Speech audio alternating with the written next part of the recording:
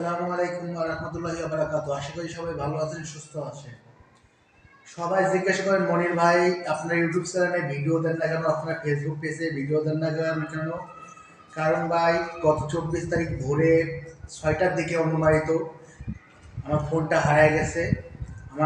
সবাই ঘরে ছিলাম, আমার আম্মু গোসল করতে গেছিল। তো এই ফাঁকেতে জানি না কে বা কারা আমার ফোনটা চার্জে রেখে থেকে খুলে নিয়ে গেছে এবং আমরা বলতে পারি না, এবং আমরা জিডি করেছি যার কারণে আমরা ফোনটা না থাকার কারণে আপনাদের মাঝে ভিডিও দিতে পারতেছি না নতুন নতুন। তার আগে থেকে শুটিং করে রাখছিলাম, অনেক ছোটাছুটি করতেছি ভাই। আর আমাদের কাছে এমন কোনো টাকাও নাই যে বা আমি এই মতো ফোন কিনে আপনাদের মাঝে নতুন নতুন ভিডিও দিব। তো দেখা যাক কী করা যায়, যথেষ্ট চেষ্টা করতেছি। আমি শুধু ক্ষতি না, পুরো আমার পরিবার বা পুরো সবাই ক্ষতি যারা এখানে আমার সাথে কাজ করতেছে, এই বাড়ির ভাই বলেন বা মাস্টার ফ্যামিলি বলেন বা যাদের সাথে আমি প্রায় কাজ করি। তো আমি চাচ্ছি যে যত তাড়াতাড়ি সম্ভব ফোনটা উদ্ধার হোক এবং আপনাদের মাঝে ভিডিও দেওয়ার চেষ্টা করতেছি।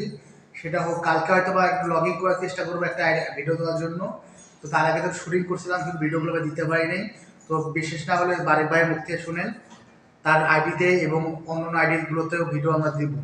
কিন্তু আমার আইডিতে তো হয়তো কম পড়বে, সপ্তাহে একদিন বা 2 দিন ওইভাবে পাবেন। সপ্তাহে হয়তো একদিন বা মাসে একদিন, কারণ আমার যতদিন না হবে কি বলে একটু মধ্যে শুনে। আসসালামু আলাইকুম ভাই, আপনারা দর্শক ভালো আছেন, এমনকি ভালোই থাকবেন।